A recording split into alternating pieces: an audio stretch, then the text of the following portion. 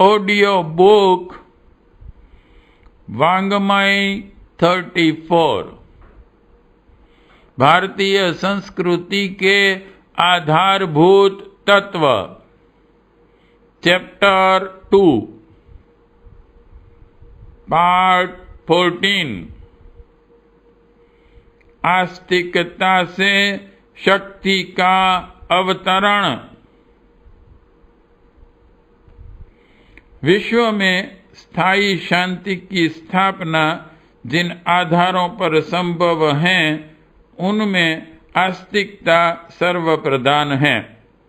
ईश्वर के अस्तित्व पर, उनकी सर्वव्यापकता और न्यायशीलता पर विश्वास हुए बिना मनुष्य के लिए यह कठिन है कि वह प्रलोभनों के समय, आपत्तियों के समय भी अपने कर्तव्य धर्म से विचलित न हो। सामाजिक एवं राजकीय प्रतिबंध एक सीमा तक जनसाधारण को कुमार्गगामी होने से बचा सकते हैं। वे अधिक से अधिक इतना कर सकते हैं कि किसी व्यक्ति के दुष्कर्म कर लेने के पश्चात उसकी भर्त्सना या दंड की व्यवस्था करें। पर यह तो बहुत पीछे की बात हुई। कुकर्म का प्रारंभ कुविचारों से ही हो जाता है।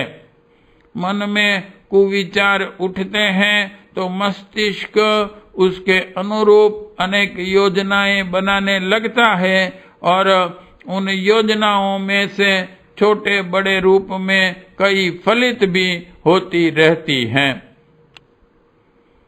पकड़ में तो कोई एकाध ही आती है और पकड़े जाने पर भी दंड का भागीदार कभी कभी होना पड़ता है, अन्यथा लोग अपनी चतुरता और सफाई के बल छूट भी जाते हैं। कुकर्मों के कारण ही इस संसार में सारी अशांति है। परस्पर जो राग द्वेष और छीना झपटी की अनीतिपूर्ण प्रक्रिया आज चल रही है, उसी के फलस्वरूप विविध विधि के संघर्ष और क्लेश दृष्टिगोचर होते हैं। दैवी विपत्तियां भी हमारे पूर्व संचित दुष्कर्मों के फलस्वरूप ही आती हैं। संसार में जितना भी कष्ट है, वह किसी न किसी कुकर्म का फल है। आक्रमणकारी एवं अपहरणकर्ता का कुकर्म उसके लिए तो दुखदायक होता ही है, पर पहले दूसरे निर्देशों को भी अपनी चपेट में ले लेता है। संसार में जितने कुकर्म पनपेंगे, उतने ही दुख भी बढ़ते हैं। इसलिए हमें शांति की स्थापना करनी है तो कुकर्मों को हटाना पड़ेगा। यह कुकर्म कैसे घटें, इस पर विचार करते हुए यह स्पष्ट हो जाता है कि कुविचार ही कुकर्मों के उत्पादक हैं। मस्तिष्क में घूमती रहने वाली अधर्म मूलक विचारधारा ही अवसर पाकर कुकर्म का रूप धारण करती है। पानी ही जमकर बर्फ बनेगा। यदि हवा में पानी का अंश न हो तो बर्फ कैसे गिरेगी? हवा में रहने वाला पानी अदृश्य और गिरने वाली बर्फ दृश्य है। इसी प्रकार कुविचारों को सूक्ष्म अदृश्य एवं कुकर्म को स्थूल दृश्य पाप कहा जाता है। कुकर्मों को मिटाने के लिए कुविचारों पर प्रहार करना आवश्यक है।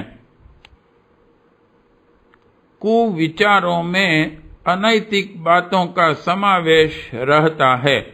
अनैतिकता में एक आकर्षण है।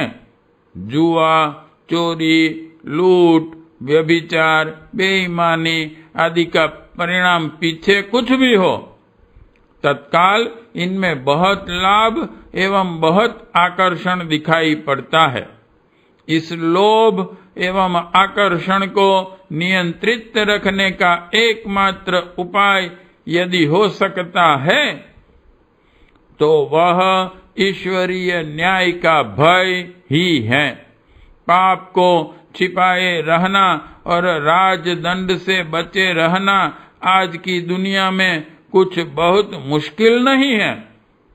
इसलिए मनुष्य सोचता है कि जब पाप के प्रतिफल से बचा जा सकता है तो फिर उसके लाभ और लोभ को क्यों छोड़ा जाए।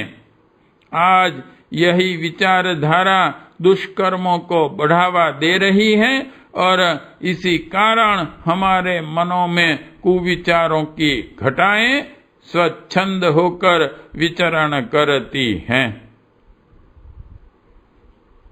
कुविचारों पर अंकुश रखना किसी आंतरिक एवं भावनात्मक आधार पर ही संभव है। ईश्वर की सर्वज्ञता एवं निष्पक्ष न्यायशीलता की बात जब तक मन में न जमेगी तब तक और किसी आधार पर मानसिक दुर्भावनाओं को रोका न जा सकेगा। कर्म फल, स्वर्ग नरक, परलोक, पुनर्जन्म पर जिसका विश्वास है वह कुमार्ग पर बढ़ते हुए हिचकेगा। जिसका अंतःकरण कुमार्ग पर चलने से रोकता है केवल वही कुमार्गों में बच सकता है, आंतरिक अंकुश हो सकता है।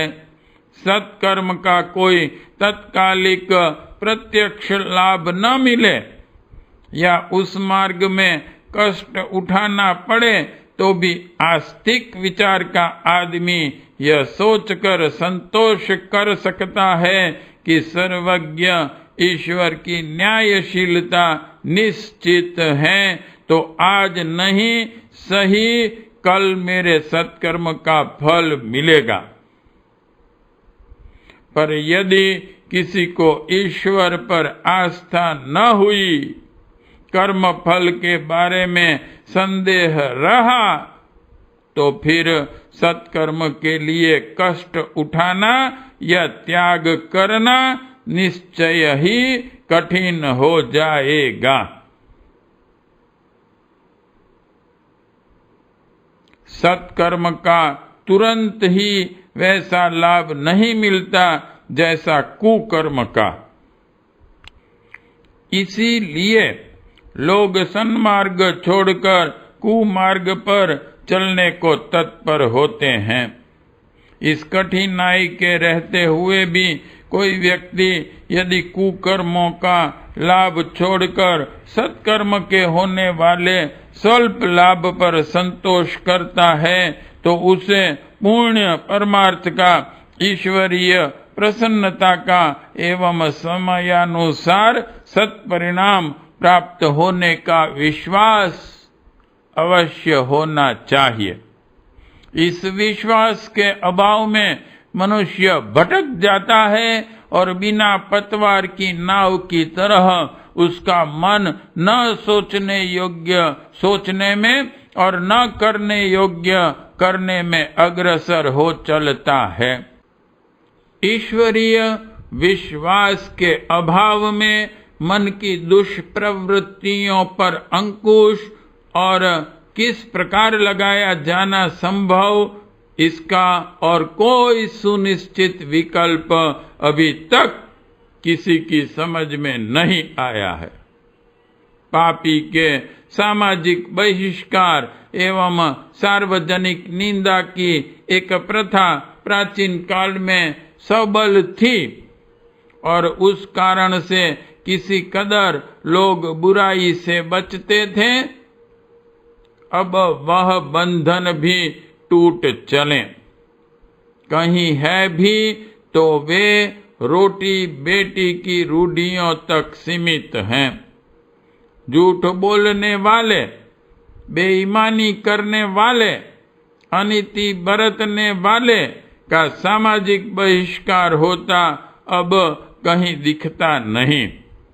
उल्टे ऐसे लोगों से डरकर या लाभ उठाने का अवसर देखकर अनेक लोग उसके समर्थक बन जाते हैं। यही बात राजदंड के बारे में है। एक तो कानून ही बहुत थोड़ा सा दंड देते हैं, दूसरे पुलिस का इतना विस्तार भी नहीं कि छिपकर हुए दुष्कर्मों का भी पता प्राप्त कर सकें। फिर दंड दिलाने के लिए जितना सबूत, जितने गवाह चाहिए वह नहीं जुट पाते, तो असंख्य लोग अपराधी होते हुए भी छूट जाते हैं। धन खर्च कर सकने वालों के लिए तो इस प्रकार की छूट और भी सुलभ हो जाती है। इस प्रकार हम देखते हैं कि सामाजिक बहिष्कार एवं राजदंड की पद्धतियां कुकर्मों को रोकने तक में सफल नहीं हो पा रही हैं, तो कुविचारों के उठने के गुप्त मनोभूमि की गहराई तक तो उनका प्रवेश हो सकना और भी कठिन है। लोक निंदा और राजदंड की उपेक्षा का भाव यदि मन में जम जाए तो मनुष्य और भी ढीठ एवं उच्छृंखल हो जाता है। आज ऐसी ही ढिठाई एवं उच्छृंखलता तेजी से बढ़ती चली जा रही है।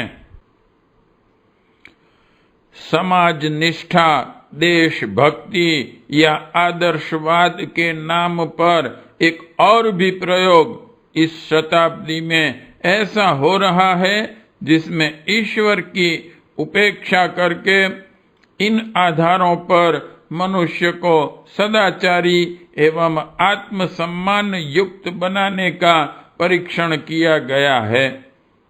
साम्यवादी विचारधारा इसी की पोषक हैं। रूस आदि साम्यवादी देशों में इसका प्रयोग पिछले 50 वर्षों से चल रहा है। उस पर सूक्ष्म दृष्टि डालने पर स्पष्ट हो जाता है कि वह प्रयोग एक प्रकार से असफल ही रहा है। देशभक्ति एवं समाज निष्ठा का भरपूर शिक्षण देने पर भी वहां अपराधों की संख्या आस्तिक देशों से भी कहीं अधिक है। इस देशों में जितना उत्पीड़न और रक्तपात जनता की दुष्प्रवृत्तियों को रोकने के लिए किया गया है, वह लोमहर्षक है। इतने दमन और नियंत्रण की परिस्थितियों ने आतंक तो पैदा कर दिया है, जिसके भय से निर्धारित प्रतिबंधों के विरुद्ध कोई सिर न उठावे पर हृदय परिवर्तन नहीं हुआ है। भीतर ही भीतर अनैतिकता की वह आग मौजूद है और समय समय पर उसकी चिंगारियां सामने आती रहती हैं। रूस के शीर्षस्थ नेताओं को आए दिन देशद्रोही ठहराकर मौत के घाट उतारा जाता रहता है। एक दिन देशभक्त, दूसरे ही दिन देशद्रोही घोषित कर दिए जाते हैं।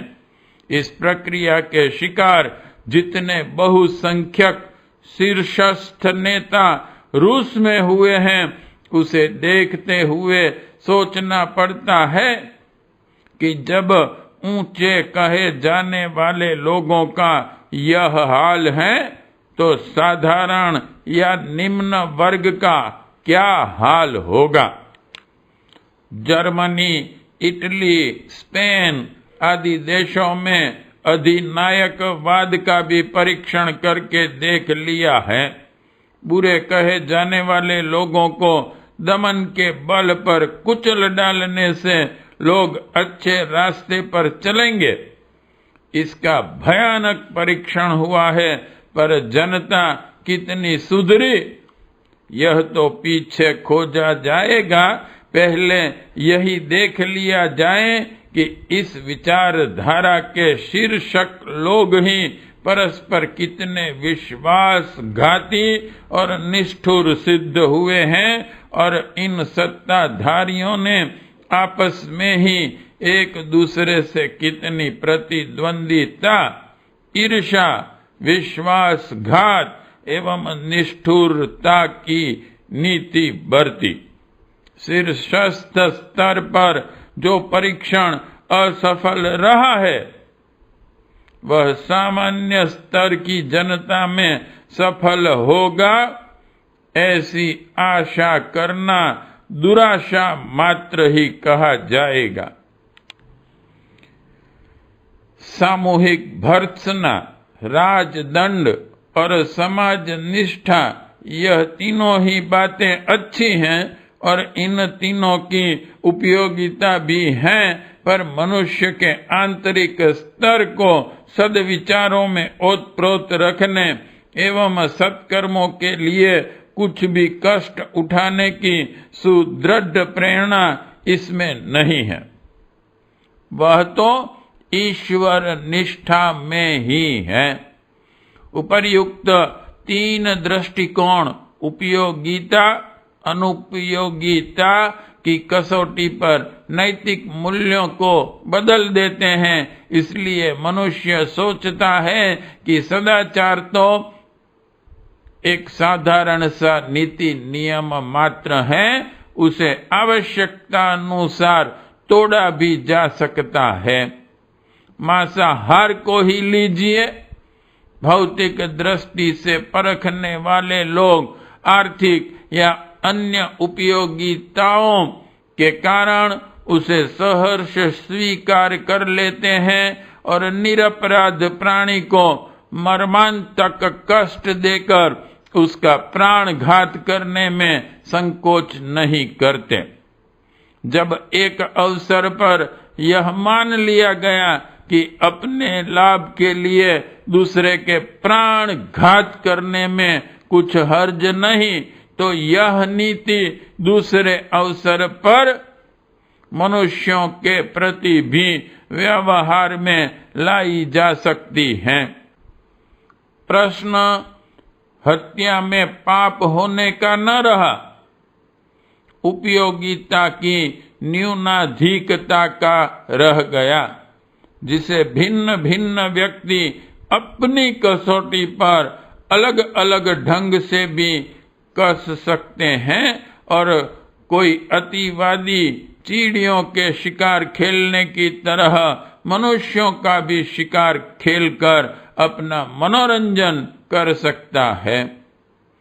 कानपुर में एक कनपट्टी मार बाबा लोहे की कील से सड़क पर सोते हुए कितने ही निरीह मजदूरों को मौत के घाट उतारकर अपना मनोरंजन कर भी चुका है। यह उपयोगितावाद की विचारधारा मनुष्य को अवसरवादी ही बना सकती है, आदर्शवादी नहीं। और जब तक आदर्शवादी में सुदृढ़ निष्ठा न होगी, तब तक मनुष्य अपने लाभ और लोभ को त्याग कर देर तक परमार्थवादी न बना रह सकेगा। स्वार्थ और परमार्थ के संघर्ष में ऐसे लोग देर तक पुण्य पथ पर सुदृढ़ नहीं रह सकते। इन सब बातों पर विचार करते हुए ईश्वर विश्वास ही एकमात्र वह उपाय रह जाता है जो सत्प्रवृत्तियों को किसी न किसी नीति के रूप में नहीं, वरन मानव जीवन की मूलभूत आधारशिला मानकर हृदयगम करने के लिए प्रेरणा दे सकती है।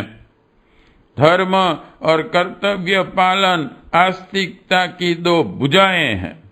सच्चे ईश्वरवादी के लिए यह आवश्यक है कि वह अपनी धर्मशीलता और कर्तव्य परायणता के आधार पर परमात्मा को प्रसन्न करें। सब प्राणियों में परमात्मा की ज्योति देखें और सबके साथ शिष्टता, सज्जनता एवं सहृदयता का व्यवहार करें। पाप का दंड मिलने और पुण्य का पुरस्कार प्राप्त होने की मान्यता इसके धैर्य को कायम रख सकती है। इस उल्टी दुनिया में सन्मार्ग पर चलते हुए कष्ट भी उठाना पड़े तो परलोक या अगले जन्म में मिल जाने की आशा भी उसे कठिन अवसरों पर विचलित होने से रोके रह सकती है।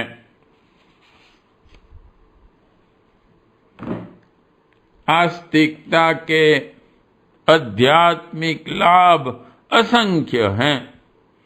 स्वर्ग और मुक्ति का आनंद प्राप्त होना, भवबंधनों से छूटना, जीवन का आनंद लेना, रिद्धि सिद्धियों की उपलब्धि, ईश्वर की कृपा से कष्टों से छुटकारा, आत्मबल की वृद्धि आदि अगणित लाभ आस्तिकता एवं उपासना से संबंधित हैं। पर सामाजिक एवं लौकिक दृष्टि से आस्तिकता का सबसे बड़ा लाभ है कि वह मनुष्य को कुकर्म करने से ही नहीं, कुविचारों से भी दूर रखने में प्रेरणा देती है। आत्मनियंत्रण का यही उपाय ऐसा है कि जो हमारे नैतिक मूल्यों की प्रतिष्ठा को जनमानस में गहराई तक जमाए रह सकता है।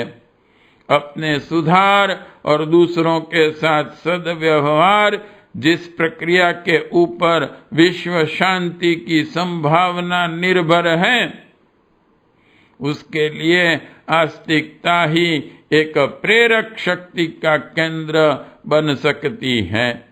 जीव लघु से महान बने, अणु से विभू के रूप में विकसित हो, आत्मा को परमात्मा के रूप में परिणत करें। यह आकांक्षा आस्तिकता के आधार पर ही तो जागृत होगी और इस आकांक्षा की पूर्ति के लिए उसे धर्म निष्ठा, आत्म संयम, परोपकार एवं सदाचार का अनिवार्यतः अवलंबन करना पड़ेगा। यही वह मार्ग हो सकता है जो हमारी वैयक्तिक एवं सामाजिक दुखावस्था का समाधान करके वह परिस्थिति उत्पन्न करे जिसमें सब लोग सुखपूर्वक रह सकें और विश्वव्यापी शांति का सुखद आनंद अनुभव कर सकें। पाठ 14 समाप्त।